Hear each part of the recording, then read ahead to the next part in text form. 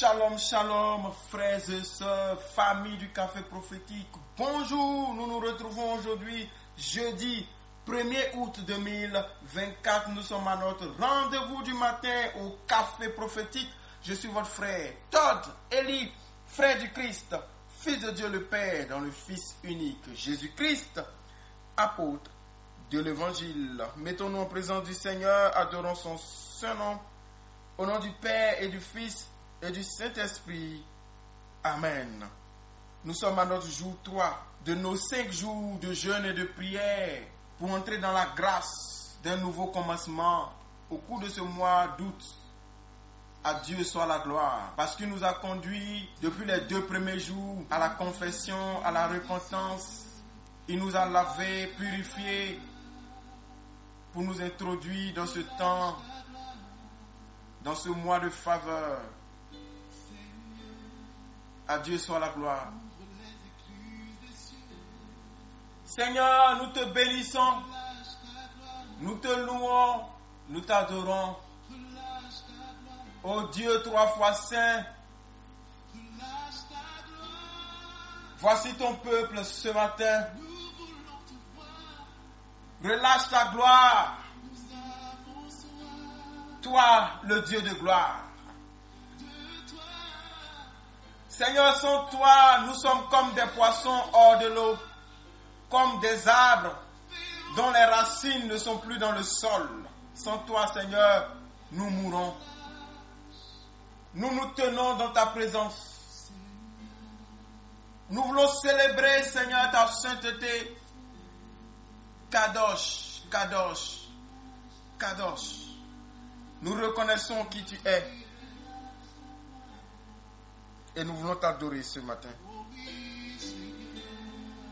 Nous voulons rentrer dans ta présence. Nous voulons rentrer dans ton sanctuaire. Nous voulons entrer en ce premier jour, Seigneur, rempli de ta présence et de ta gloire.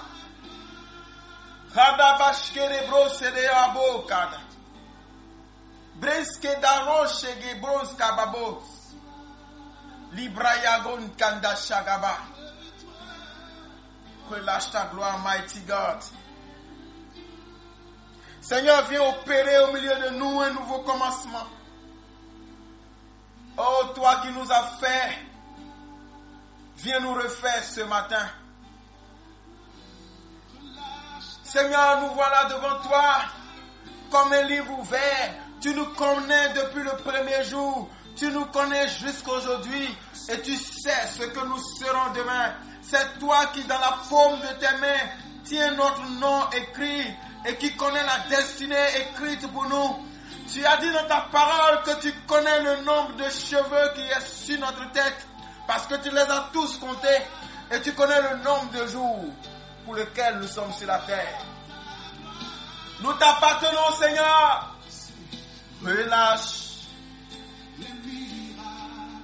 Relâche les prodiges, relâche les anges, relâche. En ce mois d'août, Seigneur, nous voulons voir ta gloire. Les malades veulent voir ta gloire. Nous voulons voir ta gloire. Les chômeurs veulent voir ta gloire. Seigneur, oh my God, merci Seigneur. Le Seigneur dit de ne pas dire les chômeurs. Ceux qui ne travaillent pas veulent voir ta gloire. Ceux qui ne travaillent pas encore veulent voir ta gloire. Ceux qui ont vu veulent voir ta gloire. Seigneur, nous voulons toucher ta gloire ce matin. Comme Moïse a vu ta gloire. Fais-nous voir ta gloire, Seigneur. Fais-nous voir ta gloire, mon Dieu.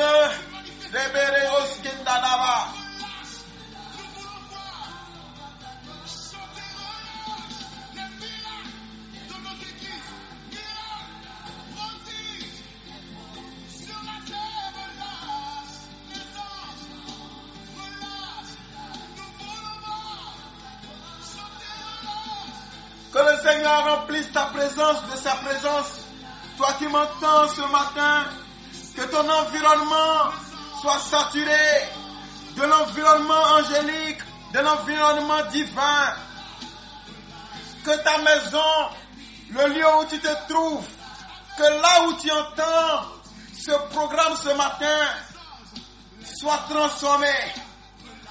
Comme les anges montaient et descendaient à Bethel, que les anges montent et descendent sur ta tête, que le ciel soit ouvert sur toi, que les portes des cieux soient ouvertes sur toi, au nom de Jésus.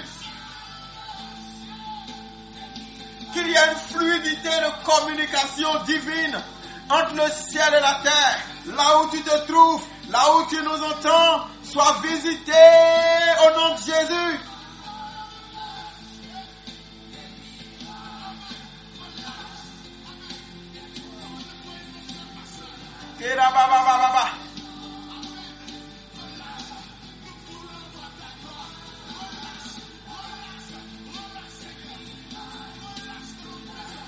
Demande la présence de Dieu. Demande sa présence. Sa gloire. Sa gloire. Oh my God. Seigneur, manifeste ta présence. Relâche les anges. Les baba.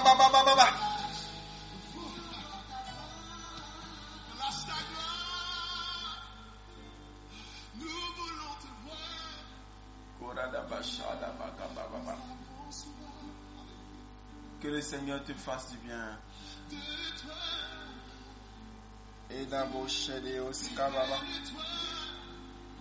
Merci Seigneur. Merci Jésus. Verbe de Dieu. Relâche ta gloire. Frères et sœurs, nous allons aller aujourd'hui dans le livre de la Genèse, au chapitre 32, les versets 24 à 28. Jacob demeura seul. Alors un homme lutta avec lui jusqu'au lever de l'aurore. Voyant qu'il ne pouvait le vaincre, cet homme le frappa à l'emboîture de la hanche. Et l'emboîture de la hanche de Jacob se démit pendant qu'il luttait avec lui. Il dit, laisse-moi aller casser l'aurore. Et Jacob répondit, je ne te laisserai point aller que tu ne m'aies béni.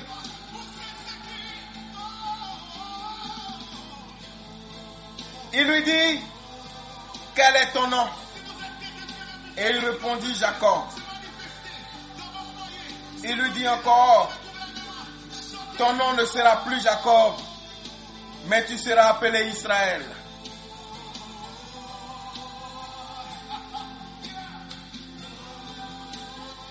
Je veux dire à quelqu'un ce matin, tu seras appelé Israël. Si tu m'entends, tu seras appelé Israël. Peut-être que durant toute ta vie, tu as mené beaucoup de batailles, beaucoup d'adversités se sont présentées devant toi. Tu as dû lutter avec beaucoup de choses que tu ne maîtrises pas. Depuis le début de cette année, beaucoup de combats se sont présentés devant toi. Et tu t'es battu avec toutes tes forces. Tu as persévéré. Peut-être même as-tu été sur le point d'abandonner. Ce matin, aujourd'hui, 1er août 2024, je t'annonce, on t'appellera Israël. Au nom de Jésus.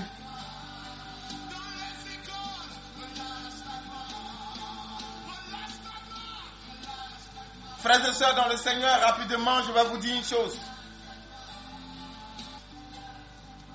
La Bible dit qu'une nuit, l'ange du Seigneur est venu. Il s'est approché de Jacob comme s'il voulait lui faire du mal. Et donc Jacob a commencé à se défendre. Il se raconte que Jacob s'est battu avec Dieu. Il s'est battu avec le Seigneur. Je ne veux pas être long, mais je vais vous dire simplement, en fait, quand vous lisez la Bible, Jacob ne s'est pas battu avec Dieu, mais il s'est battu avec un ange.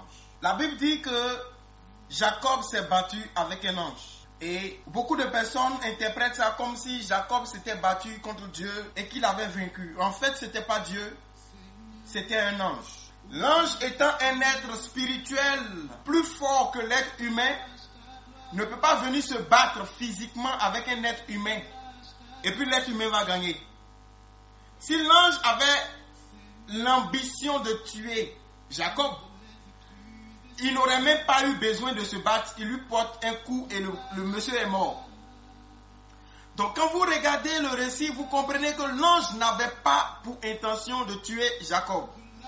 Il était venu pour amener un changement dans la vie de Jacob. La vie de Jacob a été une vie de combat. Depuis le ventre de sa mère, il s'est déjà battu avec son frère Ésaü. Et quand Jacob naissait, il avait tenu à la main le talon de son frère. C'est pourquoi on l'a appelé Jacob, ce qui signifie celui qui talonne, celui qui tient le talon. Donc il lutte déjà avec son frère depuis le ventre de sa mère. Et pour beaucoup de raisons, quand vous lisez la Bible, vous allez voir que la vie de Jacob a été une vie de beaucoup d'adversité, d'obstacles, de luttes. Et donc le Dieu qui vient par le ministère de son ange veut changer quelque chose dans la vie de Jacob. Et il veut emmener Jacob à avoir une attitude. Et donc il provoque une bagarre. Et il se bat avec Jacob, un peu. Et à un moment donné, il voit que l'aurore s'approche. Il veut partir. Et Jacob ne veut pas le laisser partir. Et Jacob lui dit, je ne te laisserai pas tant que tu ne m'aies béni. Or, la Bible nous précise que il a frappé Jacob à l'emboîture de la hanche. Donc, il a frappé Jacob là où la hanche et le reste du corps se tiennent. Frères et sœurs, c'était un travail mystérieux que Dieu était en train d'accomplir. Vous savez, la hanche, c'est la partie du corps qui tient tout le reste du corps. Si la hanche n'est plus là, le haut du corps ne peut plus tenir droit.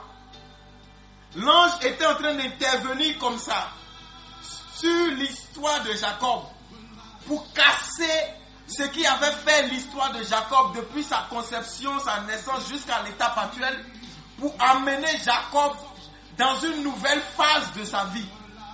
Pour construire quelque chose de nouveau, Dieu a eu besoin de détruire ce qui était là avant. Jacob ayant volé le droit d'aînesse de son grand frère, Jacob s'étant battu depuis le début, il y a beaucoup de choses que Dieu ne pouvait pas faire avec Jacob tant que Jacob continuait de s'appeler Jacob, parce que le nom Jacob n'était pas positif. Ce n'était pas un nom bon. Est-ce que vous me comprenez? Puisque Dieu avait ambition de bâtir avec Jacob une alliance dans ses enfants, Dieu voulait changer le nom pour ne pas qu'on dise par exemple les 12 tribus de Jacob. Que la nation du Seigneur n'ait pas pour appui un mauvais fondement. Donc il casse l'ancien fondement et il veut rebâtir un nouveau fondement sur lequel lui va bâtir maintenant son peuple. C'est pourquoi il casse la hanche. Et ensuite, il demande au monsieur comment tu t'appelles. Il dit, il s'appelle Jacob. Il dit maintenant, on ne va plus t'appeler Jacob, on va t'appeler Israël. Or, Israël signifie Dieu est fort, Dieu triomphe. Donc maintenant, ce n'est plus de tes forces. Toi qui t'es toujours battu, ça sera maintenant la force du Seigneur qui parlera en ta faveur et c'est Dieu qui triomphera en se servant de toi. Amen. Quand nous lisons le livre de Osée, Osée chapitre 12, le verset 4. Non, avant le verset 4, je vais prendre à partir du verset 3 d'abord. La Bible dit, je prends le verset 4. Quand Jacob était dans le ventre de sa mère, il a pris la place de son frère. Une fois devenu adulte, il a lutté contre Dieu. Il a lutté contre un ange et celui-ci a gagné le combat. Jacob s'est mis à pleurer. Il a supplié l'ange. À Bethel, Jacob a rencontré Dieu et depuis, Dieu nous parle à cet endroit. Pourquoi on appelle l'ange parfois Dieu et parfois ange?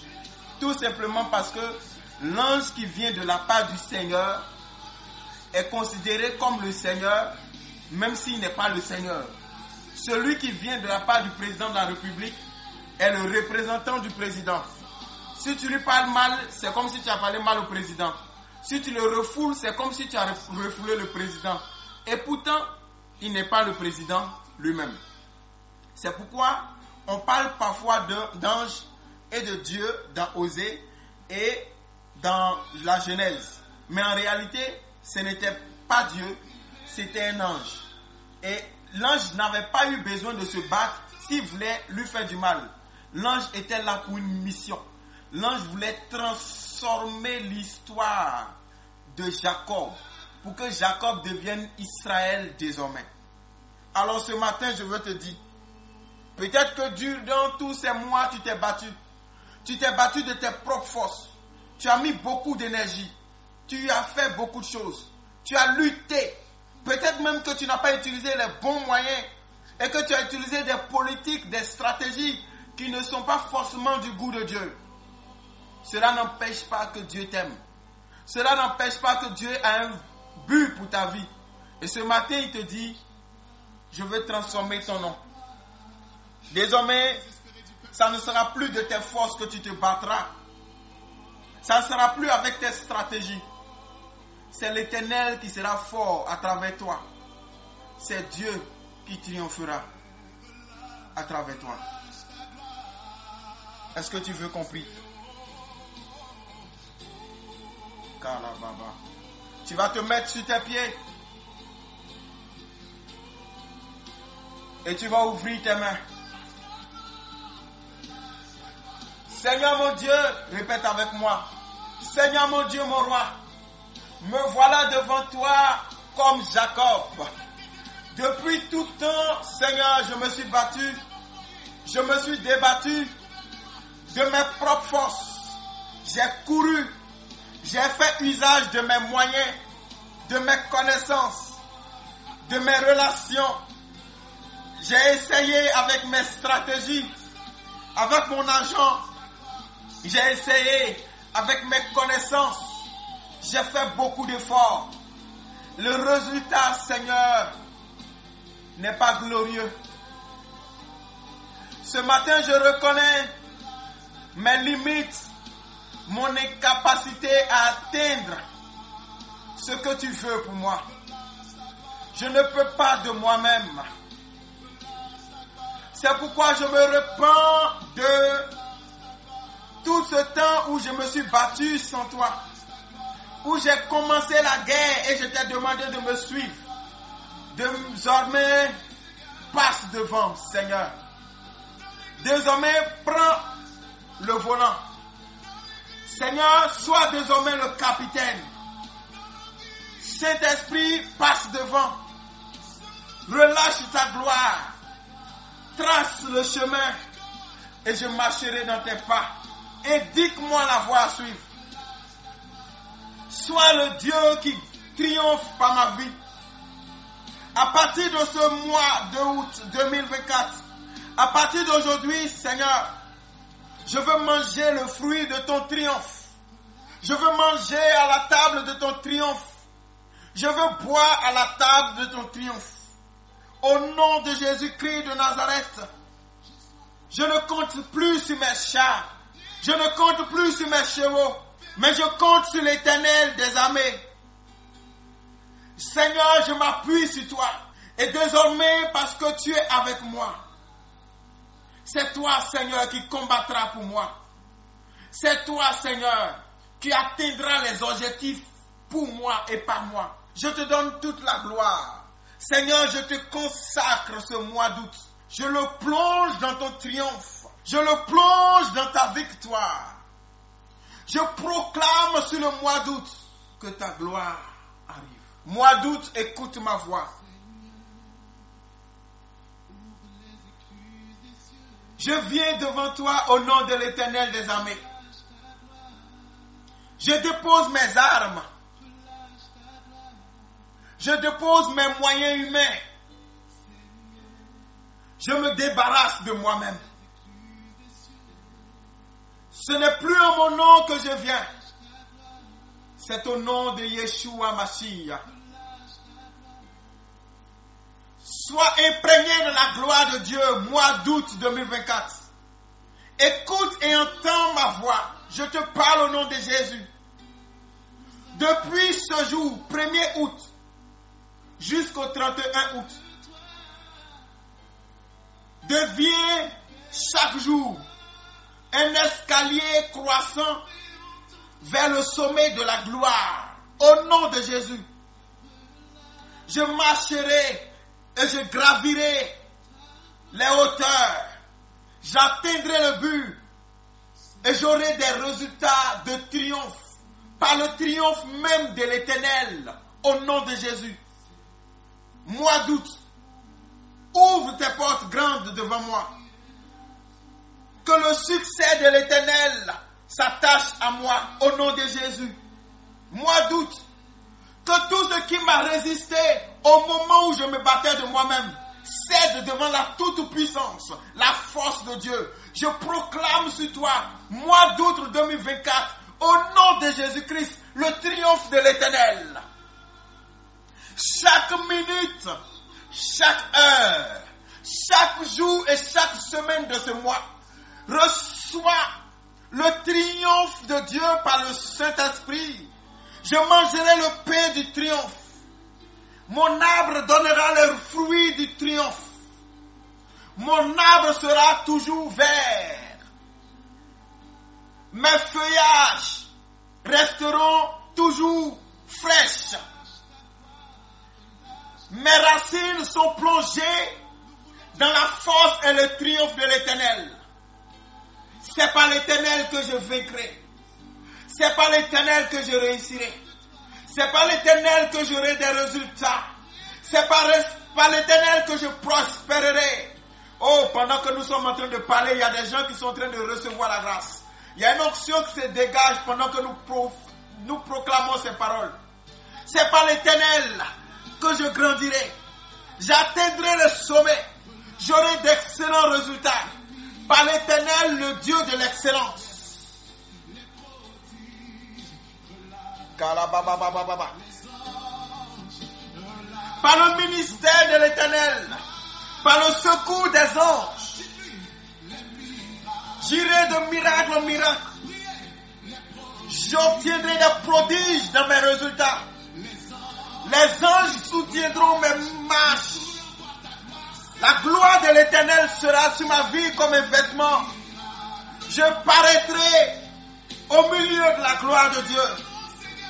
Mois d'août, que toutes les bénédictions sélectionnées par Dieu pour moi et qui sont enregistrées tout au long de ces 31 jours arrivent chez moi en ordre, sans retard, sans tarder, au nom de Jésus. Mois d'août, écoute-moi. L'Éternel t'a livré entre mes mains. Je jouirai de toi. Je mangerai tes meilleurs fruits. Je mangerai tes meilleures récoltes. Je m'assoirai à la table de l'honneur et de la gloire. Au nom de Jésus. Amen. Maintenant, ouvre tes mains, arrête de prier. Je déclare, je décrète et je prophétise sur toi qui m'entends. Un ministère de grâce et de fécondité descend sur ta vie. Le Dieu de nos pères te bénit au nom du Père et du Fils et du Saint-Esprit. Le Dieu de Jésus-Christ te bénit au nom du Père et du Fils et du Saint-Esprit. Le Seigneur te bâtit et te rebâtit. Le Seigneur vous donne de nouvelles clés. De nouvelles portes sont en train de s'ouvrir. Dieu vous donne des clés nouvelles pour ouvrir de nouvelles portes. Au nom de Jésus-Christ de Nazareth. Dieu vous fait entrer dans une nouvelle phase. La grâce, la faveur, la bénédiction. Au nom de Jésus-Christ de Nazareth. Que la maladie parte. Que le chômage n'existe plus dans ta vie. Reçois grâce, bénédiction et faveur préférentielle au nom de Jésus. Amen. Merci Seigneur. Gloire à toi Jésus. Amen. Frères et sœurs, que Dieu vous bénisse. Nous nous arrêtons là pour aujourd'hui. Rendez-vous ce soir. Nous allons poursuivre demain et après-demain, samedi, notre temps d'intercession. Dieu est avec nous. Dieu est avec toi. Je suis votre frère Toz Eli. Je suis content d'être le canal par lequel Dieu vous parle. Heureux d'être le canal par lequel Dieu vous bénit. À lui toute la gloire. Au nom du Père et du Fils et du Saint-Esprit. Amen.